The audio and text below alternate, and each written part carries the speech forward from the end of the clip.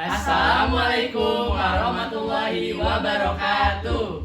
Perkenalkan, kami dari grup Sinarmas akan mempresentasikan tentang kode etik perusahaan Sinarmas Group.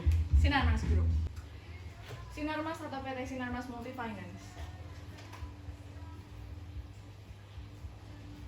In general, PT Sinarmas Multifinance atau Perseroan menyatakan bahwa semua keputusan dan tindakan yang mereka ambil atas nama Perseroan telah mengikuti standar-standar integritas pribadi dan profesional yang luhur dalam semua segi tindakan dan sesuai dengan ketentuan dan perundang-undangan yang berlaku.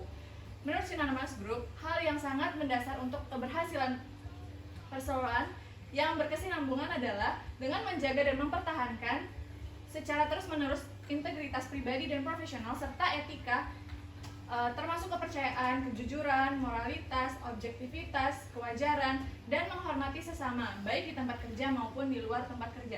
Jadi PT Sinarmas Group ini sangat amat menjunjung tinggi dan mengikuti standar-standar yang mengikuti perundang-undangan di Indonesia, dan mereka itu terintegrasi baik secara pribadi atau profesional. Nah, PT Sinarmas Group ini menerapkan pedoman tingkah laku pada perusahaan mereka. Yang pertama, bertindak sesuai dengan standar integritas pribadi dan profesional yang tinggi.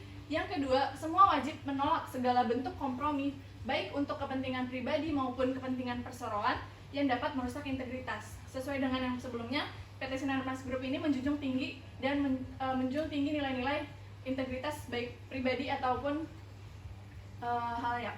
Yang ketiga, pedoman berdasarkan sikap, pedoman dasar bersikap, menjaga citra, martabat, menegakkan integritas, kemandirian, serta profesionalisme dalam menjalankan tugas dan bertanggung jawab. Selanjutnya, mengutamakan keluhuran budi, keunggulan kualitas, menggunakan kemampuan secara arif dan bijaksana, serta bebas dari korupsi, kolusi, dan nepotisme. Dan selanjutnya, mewujudkan kesetaraan perlakuan, menghargai hak asasi manusia, dan peduli pada masyarakat dan lingkungan. Kode etik dan perilaku. 1. Status kepegawaian. Perusahaan menggolongkan status kepegawaian karyawan sesuai dengan peraturan perundang yang berlaku. 2. Disiplin waktu kerja. Karyawan wajib bekerja tepat waktu sesuai dengan jam kerja yang ditentukan perusahaan 9 jam operasional. 3. Penampilan dan cara berpakaian. Karyawan harus berpakaian dan berpenampilan rapi, sopan, dengan memperhatikan norma sosial yang berlaku. 4. Keamanan dan keselamatan di lingkungan kerja. Berupaya untuk menyediakan lingkungan kerja yang sehat, bebas dari berbagai gangguan atau perilaku yang tidak kondusif.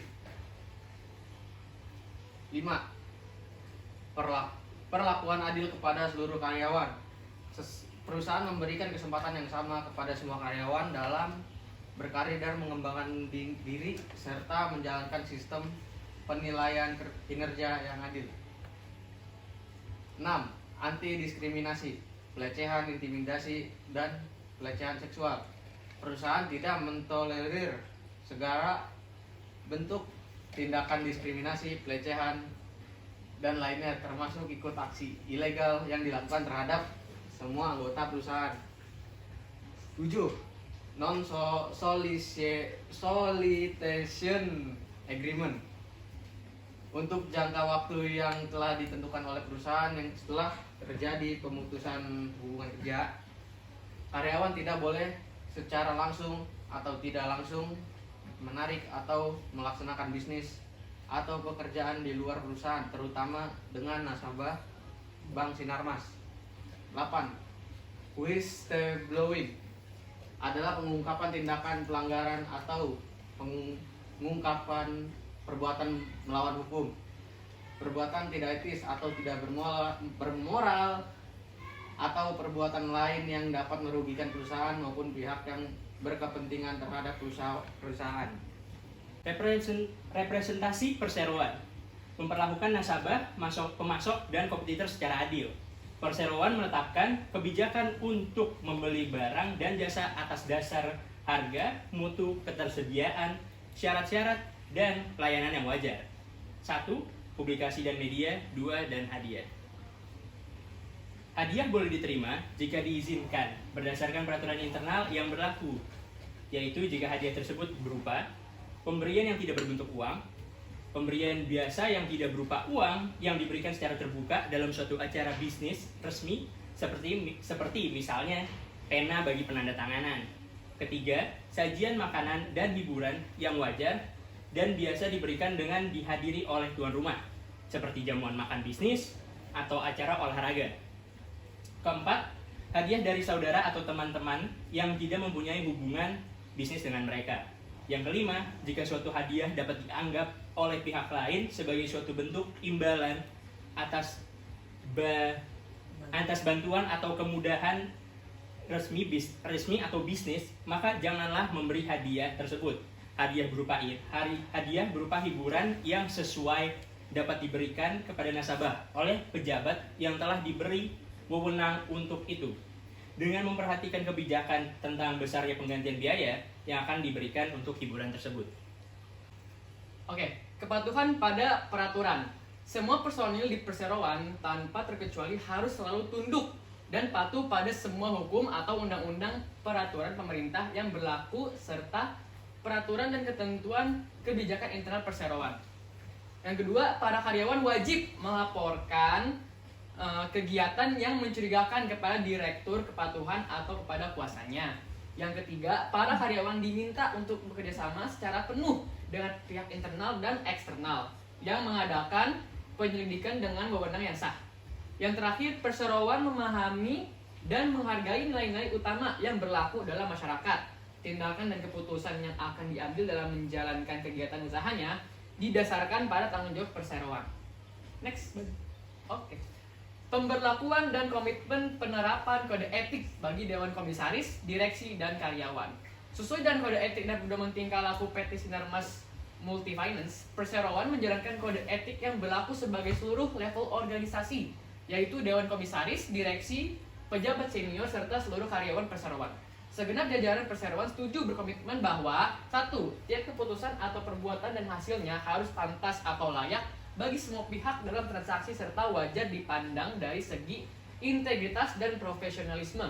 Yang kedua, membuat laporan dan dokumen yang lengkap serta cukup akurat yang akan disampaikan atau diajukan oleh perseroan kepada regulator atau otoritas yang berwenang. Yang ketiga, mencegah keadaan di mana kepentingan pribadi berbenturan atau diduga akan berbenturan dengan kepentingan perseroan atau nasabahnya. Jika ada atau diduga ada benturan kepentingan, harus mengungkapkan dan melapor kepada Direktur Sumber Daya Manusia atau Direktur Kepatuhan. Penegakan dan sanksi pelanggaran kode etik. Segera laporkan tiap pelanggaran yang mungkin terjadi terhadap kode etik atau pedoman tingkah perseroan kepada pimpinan SDM atau Direktur Kepatuhan atau pihak-pihak lain yang ditunjuk.